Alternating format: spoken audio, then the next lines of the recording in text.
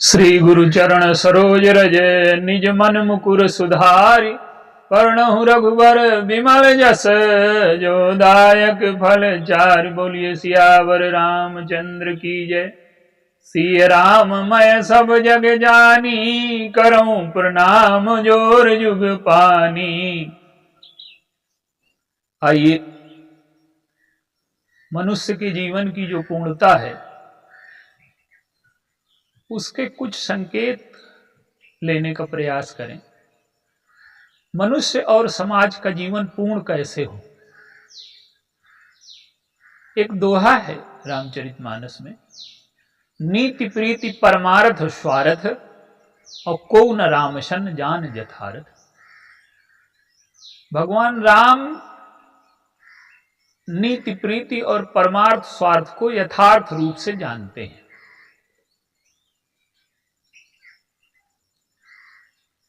नीति और प्रीति, परमार्थ और स्वार्थ हम लोगों के जीवन में विरोधी है, और जब तक ये पूरक बन करके काम न करेंगे मनुष्य और समाज का जीवन पूर्ण नहीं हो सकता। आइए एक दृष्टांत के माध्यम से इसे समझने का प्रयास करें। भगवान राम की जो यात्रा है वनगमन की, वो कौन सी यात्रा है? वो लोगों को प्रीति से जोड़ने की यात्रा है। जहां नागरिक, फिर गांव के गंवार, फिर कोल भील जंगली, फिर बंदर भालू, फिर गीध शबरी, और अंत में रावण के छोटे भाई और भगवान राम के छोटे भाई को आपस में मिला देना। ये भगवान राम की प्रीति की यात्रा है। लेकिन नीति साथ में है। एक मां है, अपने बालक के साथ वो चारों नीतियों का प्रयोग करती है। कभी समझाती है, कभी लोभ देती है, कभी दंड देती है। शाम दाम दंड भेद, ये चारों नीतियां मां प्रयोग करती है अपने बच्चे के लिए।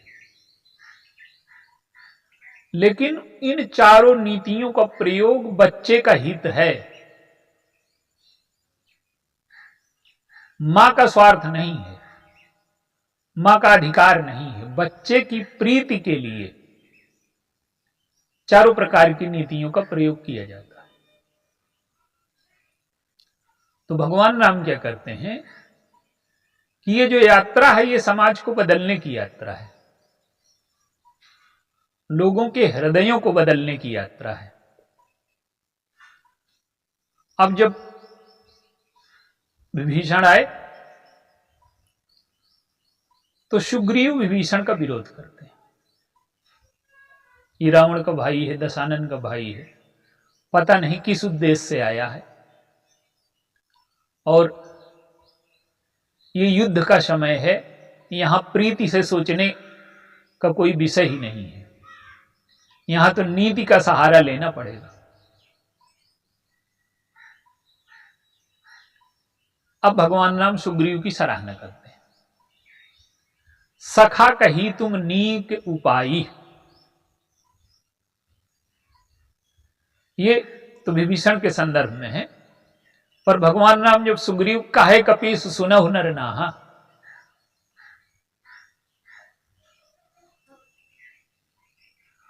बंदरों के राजा ने मनुष्यों के राजा से कहा, आवा मिलन दशानन भाई। कहे प्रभु का सखा बूझिए कहा, और कहे कपीस सुनहु नर नाहा।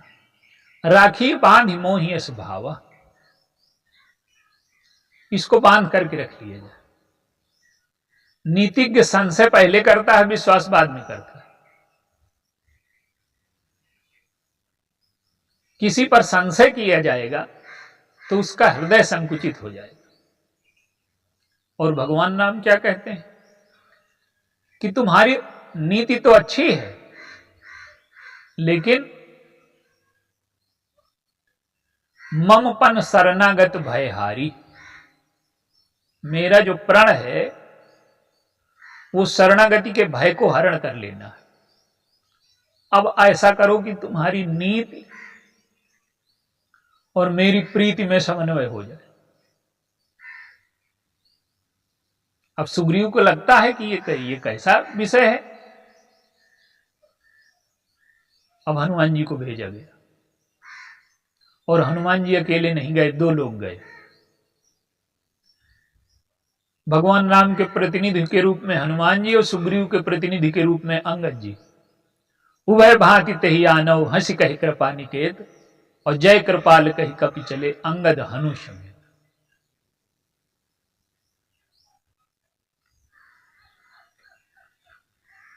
अब बाहर से क्या लग रहा है कि निगरानी में लाए जा रहे हैं। अब आप देखिए, ये नीति की सफलता है कि प्रीति की सफलता है। नीति की दृष्टि से देखें तो रावण का सगा भाई भगवान राम की सेना में आ गया, लंका के सारे भेद बता दिए, रावण का वध हो गया। ये नीति की सफलता है। लेकिन अकेले नीति नहीं, पहले लंका जीतना आवश्यक नहीं, पहले विभीषण का हृदय जीतना आवश्यक है। विभीषण ने जब सम्मति दी, भगवान जानते हैं कि इस पर समुद्र राजी नहीं होगा, पर वो 3 दिन बैठ गए। क्यों? कि अगर किसी पर अविश्वास किया जाएगा तो उसका हृदय संकुचित होगा, दोबारा वो सलाह देने में संकुचित हो जाएगा। तो विभीषण के हृदय को जीतना ज्यादा आवश्यक है। अब भगवान राम सुग्रीव से कहते हैं, भुज विशाल गई हृदय लगावा। विभीषण आए तो उनको हृदय से लगा लिया, और कहते हैं कि देखो, तुम कह रहे थे कि इसे बांध करके डाल दिया जाए, और मैंने इसे बांध लिया। किस बंधन में बांध लिया? प्रीति के बंधन में बांध लिया। आप देखिए, विभीषण को प्रीति के बंधन में बांधा, उसका प्रमाण भी दिया। पहली बार लक्ष्मण जी ने मेघनाद की सांग अपनी छाती पर सही वो विभीषण को मारना चाहता था, और दोबारा रावण ने जब शक्ति चलाई तो भगवान राम ने उस शक्ति को ले लिया। राजनीतिज्ञ होते तो मर जाने देते। तो राजनीति में जब तक प्रीति और नीति को मिला नहीं दिया जाता, तब तक राजनीति कभी सफल नहीं होगी। प्रीति क्या है? आप देखिए, आज राजनीति की समस्या क्या है? अगर प्रीति शामिल हो जाए इसमें तो नीति सुंदर हो जाए। प्रीति राष्ट्र के प्रति होनी चाहिए। जो दल हैं, दोनों का उद्देश्य क्या है? कहते तो हैं कि हमारा उद्देश्य राष्ट्र कल्याण है, और संविधान बना ही इसलिए था कि 2 दल रहेंगे, तो वो कहते हैं कि हम राष्ट्र का हित इस तरह से करेंगे, वो कहते हैं कि राष्ट्र के हित की पद्धति ये है। तो अगर प्रीति हो जाए राष्ट्र से तो नीति हानिकारक नहीं होगी। लेकिन नीति का उद्देश्य राष्ट्र का कल्याण करना नहीं है, नीति का उद्देश्य सत्ता में बैठ जाना। तो जब नीति का प्रयोग सत्ता पाने के लिए, अपने स्वार्थ सिद्धि के लिए किया जाएगा, तो नीति दोषयुक्त हो जाएगी और विखंडन होने लगेगा, आपस में लोग लड़ने लगेंगे।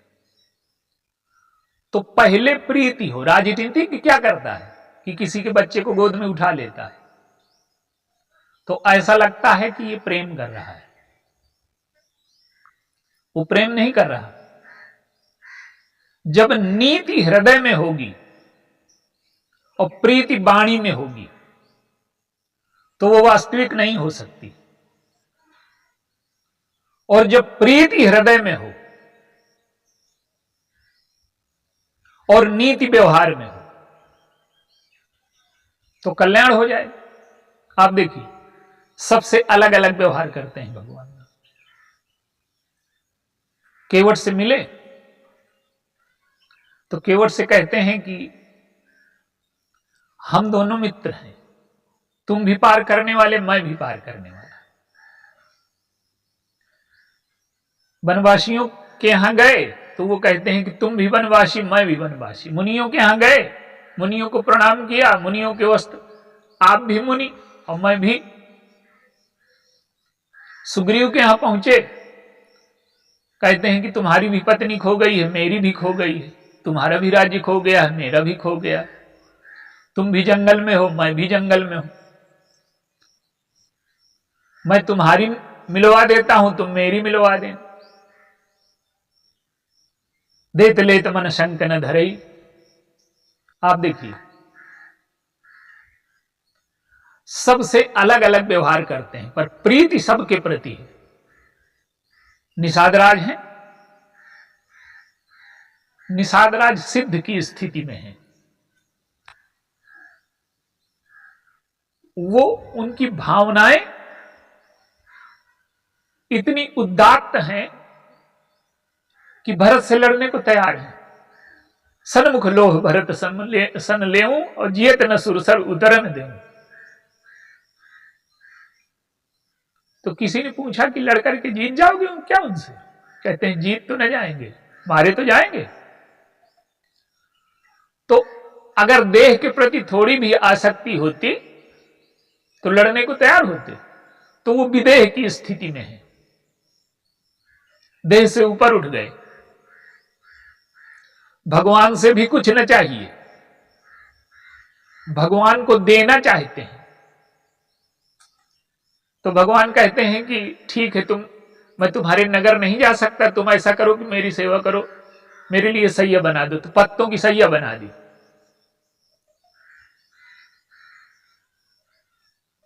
अब कहते हैं कि अब तुम ऐसा करो कि मैं सो रहा हूं, तुम पहरेदारी करो।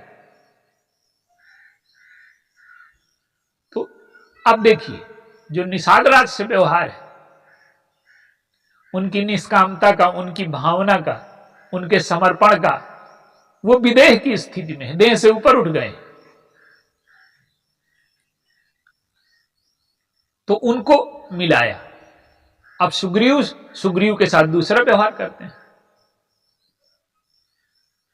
सुग्रीव को भी क्रम से ऊपर उठाना है, पर जहां सुग्रीव बैठे हैं, देत लेत मन शंक न धरी, लेने देने में संकोच न करो। तो सुग्रीव से जैसे हैं वैसे बन करके मिलते हैं। और हनुमान जी से मिले तो कहते हैं कि तुम ब्रह्मचारी हो, मैं ब्रह्म हूं, सो अनन्य से जाके मति न टरे हनुमंत, मैं सेवक सचराचर रूप स्वामी बनूं। तो प्रीत यह है कि सबका कल्याण करना है, निषादराज की हीनता को मिटा देना है, सुग्रीव की कायरता को मिटा देना है, बाली को बाण मार दिया, बाली के अभिमान को मिटा देना। वैद्य सबको एक दवा नहीं देता। जो उसमें रहते हैं कि सब एक तरह का पहने, एक तरह का खाएं, वो बाहर से बड़ा कर सक लगता है, बहुत दिन चलता नहीं। वो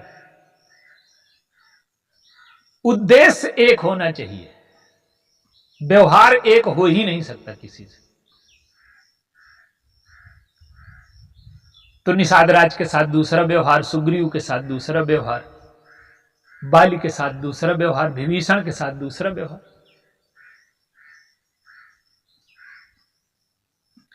तो जब हृदय में प्रीति हो और व्यवहार में नीति हो, आप एक डॉक्टर के पास जाएं तो डॉक्टर सबको एक ही दवा देने लगे तो अधिकांश मरीज मर जाएंगे। तो डॉक्टर क्या करता है? सबके साथ समान व्यवहार नहीं करता, सबके साथ अलग अलग व्यवहार करता है। किसी को इंजेक्शन लगा देता है, किसी को ऑपरेशन कर देता है, किसी को मीठी दवा दे देता है, किसी को। तो जो अलग अलग व्यवहार है वो स्वस्थता के लिए। तो भगवान राम की जो राजनीति है वो समाज को स्वस्थ करके एक दूसरे से प्रेम में सब बंध जाएं तो वो पहले प्रीति है, सबको एक दूसरे के हृदय को जोड़ देना है, सबकी दूरियां मिटा देनी है। और नीति यह है कि जो जहां बैठा है उसका कल्याण वहीं से कर देना। तो नीति और प्रीति को भगवान राम ने जोड़ दिया, परमार्थ और स्वार्थ को जोड़ दिया। विभीषण आए, अब विभीषण सुग्रीव से ऊपर है। अब देखा उन्होंने लंका छोड़ करके आए हैं, विचार ना हो तो देह को छोड़े ना पाएंगे, देह के संबंधों को छोड़ ना पाएंगे। भगवान राम को देखा, चले हर्षि रघुनायक पाही, करत मनोरथ बहुमन माही। देखी हो चरण जाई जलदा जाता, अरुण मृदुल सेवक सुखदाता। जे पद परस तरी ऋष नारी, दंडक कानन पावन का कारी। जे पद जनक सुताउर लाए, कपट कुरंग संग धर धाए। हर उर सर सरोज पद जेई, अहो भाग्य में देखी हो तेई। और जिन पायन के पादुकन भरत रहे मन लाई, ते पद आज बिलो की हो इन नयन न बचाए। भगवान के चरणों की प्रीति से बंध करके आए, लेकिन आते आते क्या देखा, बलकल वस्त्र में बैठे हैं, बैठने के लिए आसन नहीं, कुछ उसमें मृग चर्म के आसन में बैठे हैं, लेकिन दिखाई तो व्यक्ति को वो देता है जो उसके मन में होता है। अब तुलना करते चले आ रहे हैं कि सुग्रीव को शरण में ले लिया, मुझे भी ले लेंगे, बाली का वध कर दिया, रावण का भी कर देंगे। अब वासना बोल पड़ी, सुग्रीव को राज्य मिला, मुझे भी मिल जाएगा लंका का राज्य। दूर ही से देखे दो भ्राता, नयनानंद दान के दाता। अब वो अलकल वस्त्र में दानी लगेंगे क्या? लेकिन विभीषण जी की वासना है। भगवान ने मांगा तुरंत सिंधु कर नीरा, कहु लंकेश सहित परिवारा। कुशल कुठार बास तुम्हारा।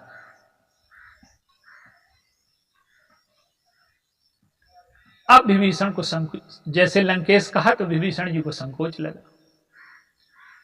उर कछु प्रथम वासना रही, और प्रभु पद प्रीत सरित सो बही। अब भगवान, अब देखिए परमार्थ और स्वार्थ को कैसे जोड़ रहे हैं। कहते हैं कि तो लंकेश तो तुम हो ही, तुम्हारे अंदर कोई वासना नहीं है। अगर वासना होती तो राज्य तो तुम कर ही रहे थे, रावण के भाई थे, तो वासना छोड़ करके ही तो तुम अपने परिवार के संबंधों को छोड़ आए, बड़े भाई को छोड़ आए, इस स्नेह पास को काट करके चले आना अपने संबंधियों के। ये बहुत बड़ी उपलब्धि वो है भक्ति की ओर। व्यक्ति जाना तो चाहता है, पर स्नेह पास के संबंधों को काट नहीं पाता। विभीषण ने काट दिया। तो भगवान कहते हैं कि तुम तो अपनी इच्छाओं से ऊपर उठ गए हो, पर मैं नहीं उठा। अब सकाम को संकोच न हो, इसलिए स्वयं सकाम बन जाते हैं। कहते हैं कि तुमने तो कामनाएं छोड़ दी, तुम निष्काम हो गए, समर्पण करने तुम चले आए, पर मेरे अंदर एक कामना है। तुमने धन छोड़ दिया, पर मेरे अंदर एक कामना है। क्या? यद्यपि सखा तो इच्छा नाही, मोर दरस अमोघ जगमाई। मेरे बारे में एक प्रचार हो गया है कि जो मेरा दर्शन कर लेता है वो अमोघ, उसको बहुत बड़ा फल मिलता है, जीवन की पूर्णता हो जाती है। तो ऐसा करो कि तुम्हें तो जरूरत है ही नहीं, तुम तो लंका के राजा हो ही। मैंने कहने का अर्थ यह है कि शासक मोह बन बैठा है, शासक तो जीव है शरीर। तो उन्होंने कहा कि तुम्हारे लिए मैं नहीं दे रहा। और गोस्वामी जी कहते हैं कि जो संपत्ति शिवराम ने दीन दिए दशमात, और सोई संपदा विभीषण नहीं सकुच दीन रखू। सकुच इसलिए कि ये तो विभीषण लंका के राजा हैं ही, और मुझे दानी माना जा रहा है, ये संकोच है। तो अब परमार्थ और स्वार्थ यहां जुड़ गए। करे हो कल्प भर राज तुम, ये स्वार्थ है। और मोहि सुमिरहु मन माहि, और पुण्य मन मम धाम जाई हो, जहां संत सब जाए। तो राज्य करना ये स्वार्थ है, और भगवान के धाम चले जाना ये परमार्थ है। अगर हम केवल स्वार्थ में लिप्त हो जाएं तो यहां का भी बिगड़ जाएगा, वहां का भी बिगड़ जाएगा। तो स्वार्थ का हम पालन करें, लेकिन परमार्थ को भूल करके नहीं। धर्म को, भक्ति को, ज्ञान को अगर हम जीवन में धारण किए रहें और स्वार्थ का भी पालन करते रहें, तो भगवान राम कहते हैं कि स्वार्थ और परमार्थ, नीति और प्रीति, इनको मैं जोड़ने आया हूं। और जब तक व्यक्ति के जीवन में स्वार्थ और परमार्थ, नीति और प्रीति एक दूसरे के विरोधी रहेंगे, व्यक्ति का जीवन दुखी रहेगा, उदास रहेगा, चिंता में रहेगा, तनाव में रहेगा। तो राजनीति में जो लोग हैं, तो पहले वो प्रीति को महत्व दें। राष्ट्र का विकास हो, राष्ट्र के लोगों में फूट न पैदा हो, आपस में सब प्रेम से रहें। आज की राजनीति क्या है? लोगों में फूट डाल करके राज्य करना, जातियों में बांट देना, प्रांत में बांट देना, भाषा में बांट देना। ये सब नीति तो है, पर प्रीति की उपेक्षा है। राष्ट्र कभी इस तरह से उसका निर्माण नहीं हो सकता जब सब में राष्ट्र प्रेम हो। और फिर किस प्रकार से नीति का प्रयोग किया जाए कि सब लोगों का कल्याण हो। देखिए, आप अपने घर में क्या करते हैं? आपका बड़ा पुत्र कमा करके लाता है तो उसकी प्रशंसा करते हैं, उसके पुरुषार्थ की, योग्यता की। और छोटा मांगने आ जाता है तो उसके स्नेह और वात्सल्य को, उसके प्रेम को, अपनत्व को आप आदर देते हैं। उससे कभी नहीं कहते कि तुम क्यों नहीं कमाते। तो दोनों के साथ व्यवहार अलग है, पर प्रीति एक सी है। तो व्यवहार तो सबसे अलग अलग करना है, इसे नीति कहते हैं। पर सबका कल्याण हो जाए, सबका उत्थान हो जाए, इसे प्रीति कहते हैं। और राजनीति में जब तक ये दो तत्व शामिल नहीं होते तो राजनीति दूषित बनी रहेगी। और परमार्थ और स्वार्थ को अगर हम जोड़ नहीं देते तो हमारे जीवन में संतुलन नहीं आ सकता। तो नीति और प्रीति, परमार्थ और स्वार्थ। आप देखिए, इसी प्रकार का सूत्र अयोध्या कांड में आता है। भरत विनय सादर सुनी, करिय विचार बहोर, और करब साधु मत लोक मत नपनय निगम निचोर। अब देखिए, लोक मत अलग है, साधु मत अलग है,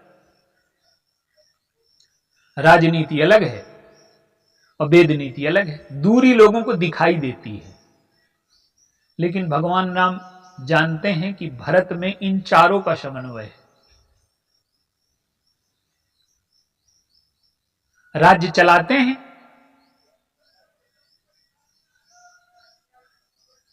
ये राजनीति है, नपनय है। और गद्दी पर न बैठ करके भगवान की सत्ता मान करके चलाते हैं, ये वेद नीति है।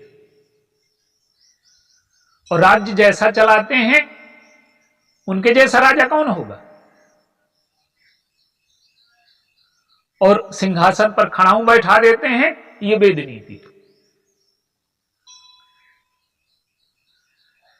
साधुमत लोकमत को मिला देते हैं। आप देखिए, भगवान राम से मुनियों के चरणों में प्रणाम करते हैं, पर किसी ने पूछा कि आपका इष्ट देव कौन है? तो वो कहते हैं कि हमारा इष्ट देव तो लोक है। आप देखिए, कैकेयी की भावना का ध्यान रखना, मंथरा की भावना का। किसी के मन में कोई भावना आई है तो उसे हम अपनी तपस्या से, अपनी साधना से, अपने त्याग से, अपने वैराग्य से उस आशंका का निवारण करेंगे। एक एक व्यक्ति के मत को इतना महत्व देना, विभीषण के मत को महत्व देना, जानते हैं कि समुद्र मार्ग न देगा। लक्ष्मण जी क्रोधित भी होते हैं, लेकिन भगवान राम लोकमत, साधुमत, राजनीति, वेद नीति, स्वार्थ, परमार्थ, नीति और प्रीति,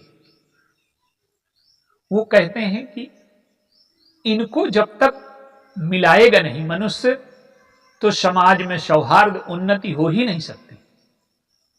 तो यदि हमें समाज का, स्वयं का, राष्ट्र का उत्थान चाहिए तो हम पहले प्रीति को स्थान दें, नीति को बाद में। स्वार्थ को दें पर परमार्थ की उपेक्षा न होने पाए। लोकमत मूल्यवान है पर साधुमत की उपेक्षा न होने पाए। नपनीति जीवन में हो पर वेद नीति का विरोध न हो।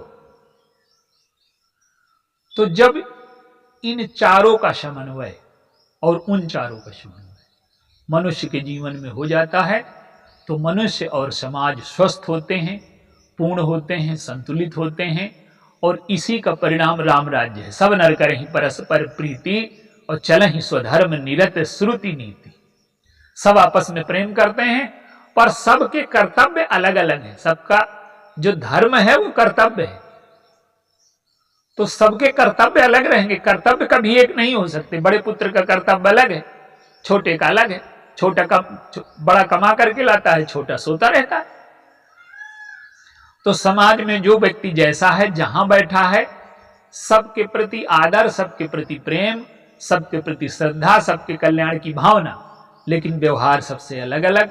जब ये हमारे जीवन में, राष्ट्र में, राजनीति में आ जाएगा तो हमारा राष्ट्र स्वस्थ, समृद्ध, आपस में प्रेम होगा और हमारे जीवन का विकास होगा। बोलिए सियावर।